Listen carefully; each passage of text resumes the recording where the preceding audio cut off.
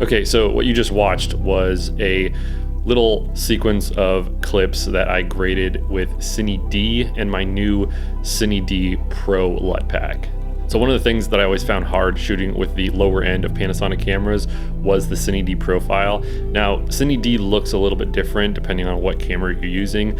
The GH5 Cine D profile is going to look a little bit different than the GH4 or the G85 or the GX85, but with just some minor temperature and hue tweaks, you can make them all look pretty similar. So this new Cine D LUT pack will work for any camera that shoots in Cinelike D from Panasonic. Now, I will still have my original Cine D LUT packs that I made that are $5 on my website, and those are always going to stay up, but I did make those a little while ago, and I feel like my color grading process has changed and gotten a little better since then. So I wanted to make a pro LUT pack for anyone who wanted to get some really professional looks out of their Cine D profile and wanted to get it to match up with their cameras that shoot in maybe Vlog-L. So one of the LUTs that will come with this LUT pack is a Cine D to Vlog-L conversion LUT.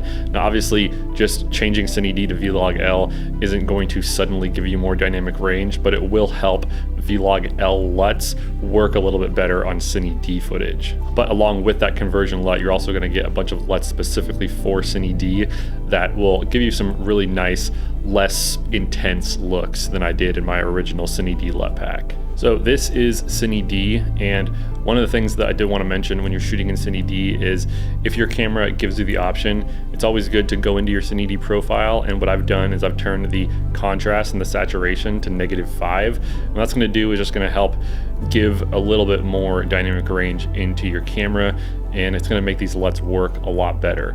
If you've already shot a bunch of Cine D footage and you want to use these LUTs, I would consider using them at a lower intensity on your color page. So if you use them at full intensity, it's probably going to give them a little bit too much saturation and too much contrast. So when you're shooting new footage, I would recommend turning your contrast and saturation within Cine D to -5. That's what I've done to create these LUTs, and I think that's what's going to work best. Just wanted to let you know, this is what Cine D looks like originally, and this is with one of my LUTs. So just a quick tip on using these LUTs with my new Cine D Pro pack.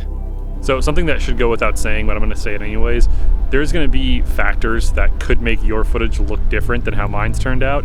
One of the things could be your lens. There are some lenses that can add or take away contrast, so you might have to adjust for that. They can also shift colors, lenses can, so you should take that into account too if your stuff doesn't look exactly like mine. And also ND filters can cause color cast. So a lot of the stuff that I'm shooting is on very neutral lenses like the Sigmas and even this TT Artisan lens that I'm using, but they're all pretty neutral. They don't really add or take away contrast. This 10mm is maybe a little bit less contrasty than the Sigmas, but I'm also using a ND filter, so that's going to affect how the color and contrast turns out as well.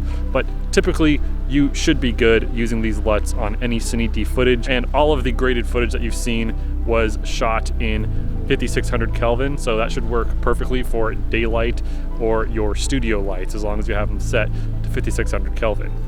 So this Cine D LUT pack is available now on my website, and if you want to check it out, I'll definitely have a link in the description below.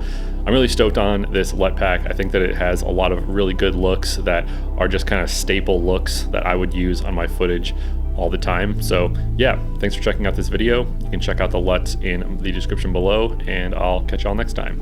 Later.